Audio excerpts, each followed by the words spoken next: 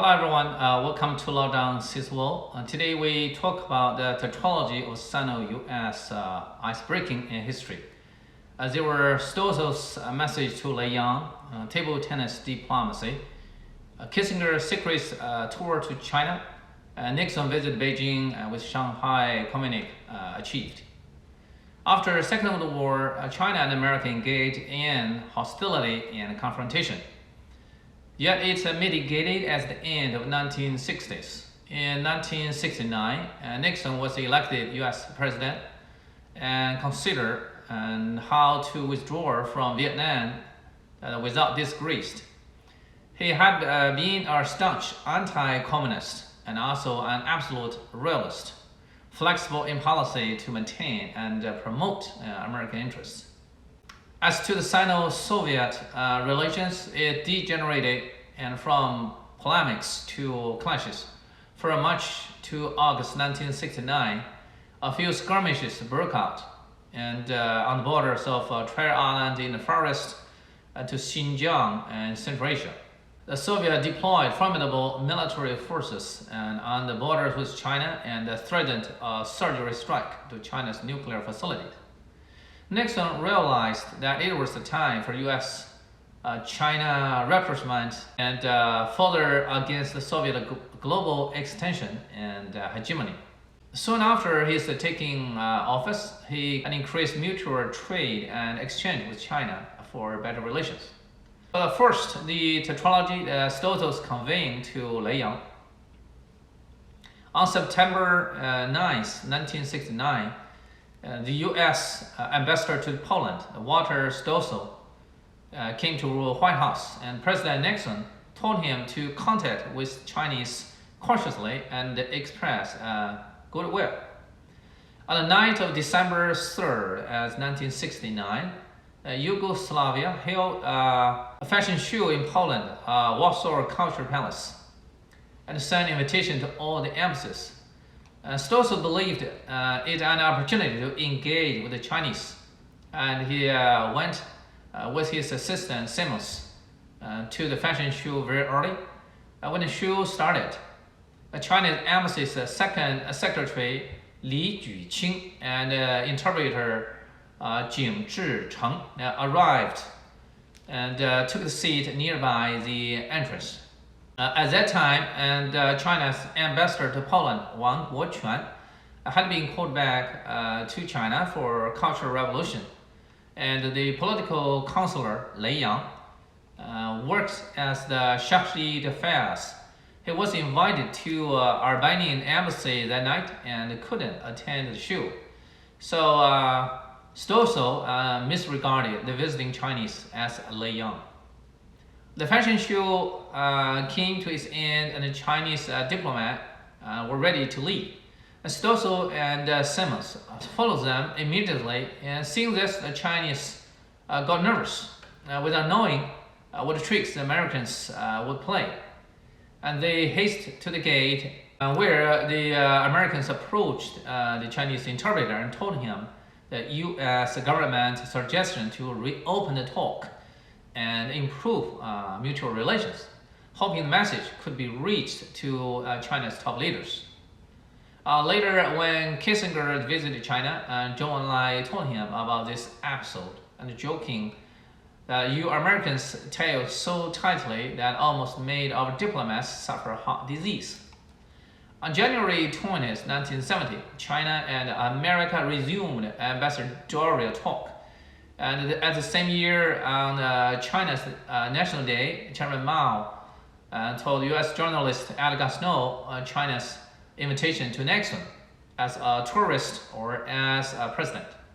On October 26, 1970, Nixon called China as People's Republic of China for the first time in public when he made a toast to visiting Romanian President Stoessel. Part 2 of the tetralogy, table tennis diplomacy. In spring of 1971, China attended the 31st World Table Tennis Championship in Nagoya, Japan, and won the champion in men's team competition, and invited some teams of friendly countries to visit China. To American team, based on the rules the early made, no active talk or engagement. Handshaking may be permitted in a match, yet team banners couldn't be exchanged. On April 4th, American player, that's Glenn Cohen, inadvertently stepped on the bus for Chinese players. And after a little while, silence of embarrassment, Chinese player Zhuang Zedong walked toward him for handshaking and chatting, gave him a gift of the silk brocade printed with Huangshan Mountain. Later, Cohen stepped off the bus and with the gift in his hand, which was snapped by some photographers. An incident turned to be a headline. The second day, Cohen prepared a sports t-shirt for the Chinese player and waited and gave Zhuang a big hug. When journalists asked Cohen willy-nilly to visit China, he answered yes. So American team associate director Harrison came to Chinese team and requesting if American players could be invited or not. And China's Foreign Ministry and Sports Commission didn't think it a proper time to invite Americans that time, yet reported it to Beijing for final yes or no.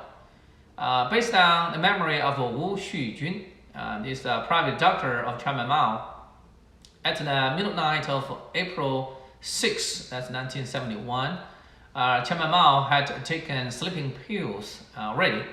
Yet after brainstorming, he changed his mind and agreed to invite American team.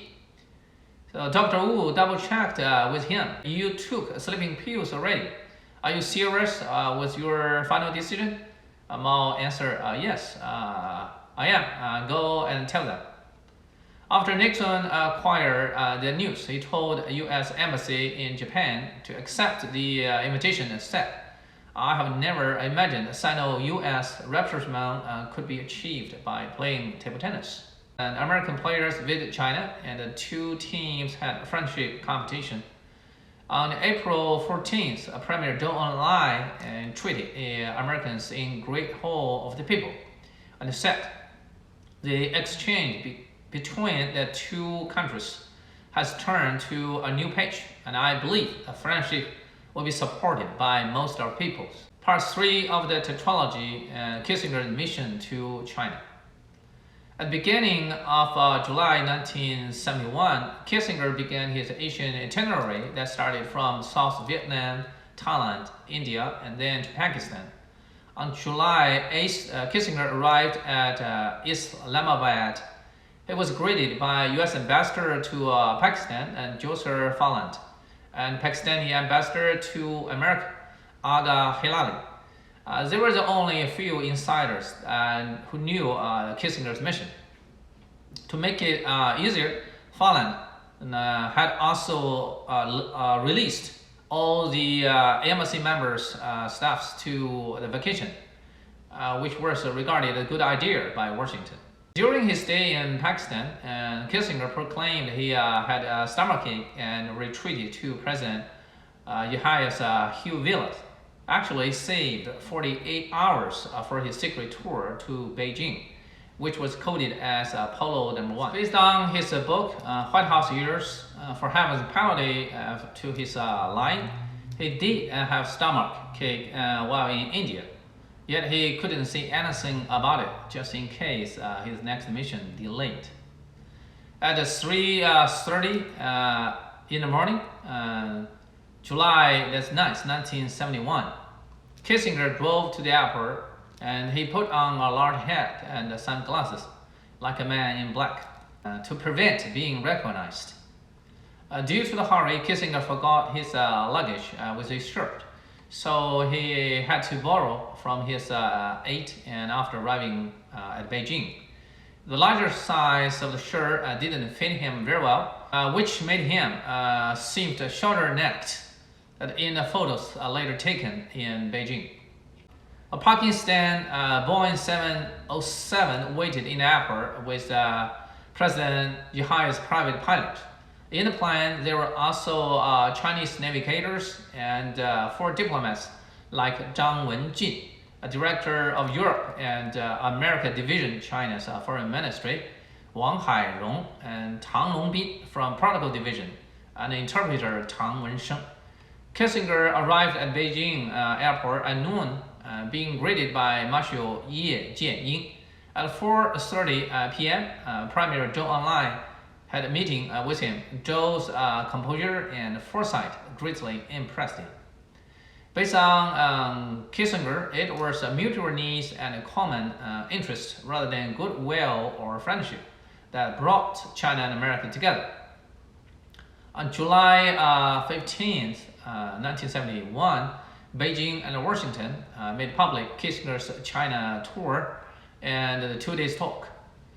Knowing that President Nixon's hoped to visit China, Premier Zhou Enlai, on behalf of the Chinese government, extended an invitation to Nixon to China at a proper time before May 1972, and President Nixon accepted pleasantly. Part 4 of the Tetralogy, that's Nixon's visit China and Shanghai Communique. On October 16, 1971, Kissinger took Air Force One to China for details for President Nixon's visit. On October 25th, Kissinger was living, and the UN General Assembly voted 76 to 35 and 17 abstentions, and passed the resolution of resuming the seat of Beijing and removing Taiwan. The representative from Tanzania cheered with dancing, and many others stood up and clapped and yelling with excitement. George Bush then was U.S. ambassador to UN, and the scenario embarrassed the U.S. government. The U.S. State Department said such chaos might affect U.S. support to UN. At 9 o'clock in the morning, February 21st, 1972, that's Monday, Nixon arrived at Shanghai. It was about 11:30 when he reached Beijing. Meanwhile, in America, it was a Sunday night at 10:30 Eastern Time, a good time for night news. Zhou Enlai greeted him at the airport, and Nixon gave his hand to Zhou. This moment marks a great shift for the two countries. At 2:30 p.m., Beijing, Chairman Mao, in his living room, met Nixon, Kissinger, and his aide, William Lord, yet without U.S. State Secretary Rogers. Mao and Nixon opened the talk with philosophy, and Mao joked, our common old friend, Generalissimo Chiang Kai-shek, doesn't approve this. Later in the conversation, Mao said humorously, people like me sounded a lot of big cannons, like the whole world should unite and defeat imperialism, revisionism, and all reactionaries, etc. All the people around heard and laughed. The talk was sealed as top secret at that time, and it was only declassified until 1990s, last century. On February 25th, 1972, Beijing held a great reception for Nixon at the Great Hall of the People. Nixon said in his toast, Chinese people are great people and American people are great people. If the two countries are enemies, the future of the world is dark indeed. But if we can find common ground to work together, the chances for a world peace is immeasurably increased. On February 28, 1972, the last day of Nixon's China tour, Shanghai Communique was made, telling the common opposition to Soviet's expansion hegemony. On Taiwan issue, America acknowledged that all the Chinese on either side of the Taiwan Strait maintain that there is but one China, and Taiwan is part of China. And the United States government does not challenge that position.